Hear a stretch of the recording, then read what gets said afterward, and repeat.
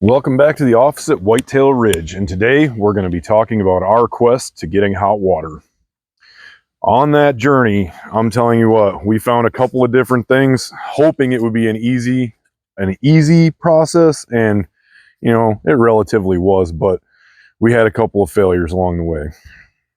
First, we started out, we didn't have any hot water out here, which was a real big pain in the butt. Thankfully enough, it was the summertime when we started out with all this, and we had time to figure it out. Our first water heater option that we had, we actually made a water heater from a heater core out of a 1977 Chevy Nova and used it as an indirect kind of like heat sink deal, and heated our water that way through a pot of boiling water using a 12-volt pump. And then once we moved up and actually started graduating into more of an actual shower type setting, because that was set up in an outdoor shower altogether, basically just a hose hanging from a tree, we decided to go and try one of these on-demand propane heaters. And this particular heater right here is the Camplux AY132.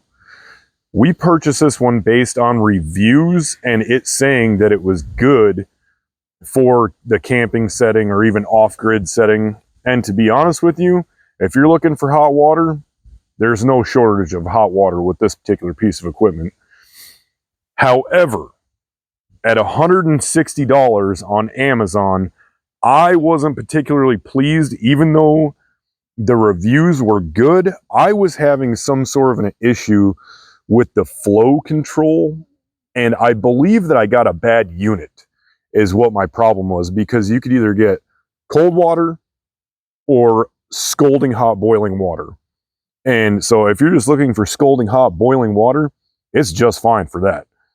But I wanted to be able to take a reasonable shower and not burn my skin off. I did try and contact the customer support because I couldn't get through with the seller. It wasn't something that they handled on Amazon. So I tried contacting the customer support directly with absolutely zero luck at all. But quite honestly, what I think happened here was there was a faulty valve inside the equipment itself. So I hate to say that it didn't work, although it didn't work. It really just didn't work 100% properly. We did do some fiddling with it and whatnot and get it to work a little bit better. However, it just was not doing what we expected of it, and we decided to move on. Now, as far as gas consumption, even though it was putting out boiling hot water like all the time, every time, and occasionally the valve would work correctly and you would get that perfect shower, which is why I think that there was some kind of an internal valve issue, that and it constantly wanted to leak for some reason. But it does extremely well on gas. I think we were pretty close to almost 2 solid months on one standard grill tank for this particular unit, which it comes with all the connectors and everything where you just screw it into the tank and your hoses and whatnot. So the reviews, like I said, were absolutely great on the unit itself. And as far as ease of use, it's definitely there. And it's a very lightweight piece. It's about 10 pounds-ish in there. And like I said, great on gas. It's only a gallon, 1.32 gallons per minute. So the flow is not the highest. You're not going to get a whole lot of pressure behind it. But like I said, it does work. This particular unit does work if you want hot water. But the reviews say otherwise. And again, I do believe there was a valve issue inside. So with that said, I'll leave a link in the description below. You can make your determinations from there. They also make a higher gallon per minute unit, as well as there are several other models and companies that make these. This was, again, the Camplux AY132. Now, moving on from there, we got the Fogatti, if I'm pronouncing that correctly, the Fogatti E-Tank 40.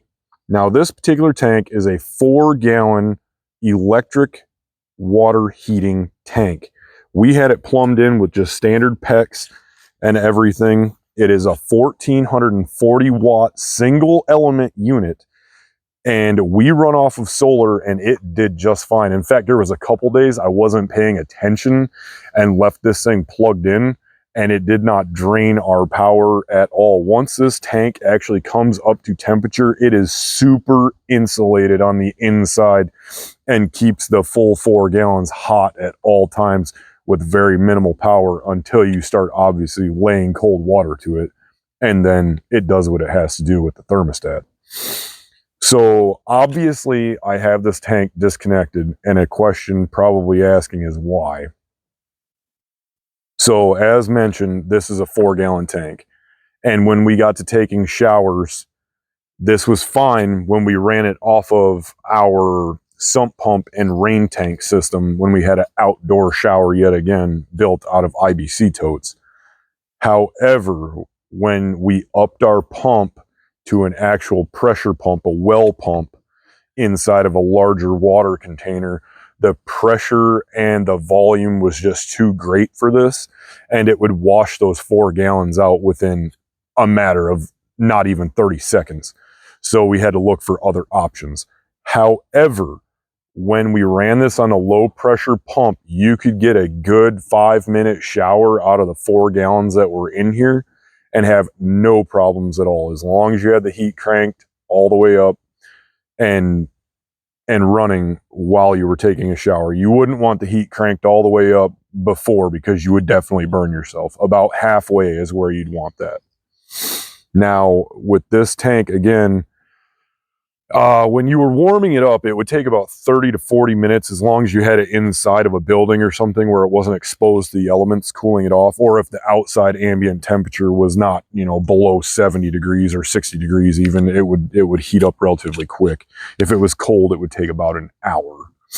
So this is unhooked. With the volume of water we were running through it, it just could not keep up. But for somebody that's going to be using it for like under the sink, or just real quick shots of hot water here and there, or even for washing dishes, this is just fine. It does run on solar with no issue, as long as you have your system sized properly, or you can even run it off of a generator with no issue, which is something we also have done. Now that we've gone through these two and my 1977 Chevy Nova model, clearly there's no water heater that we have hooked up, at least not in front of us.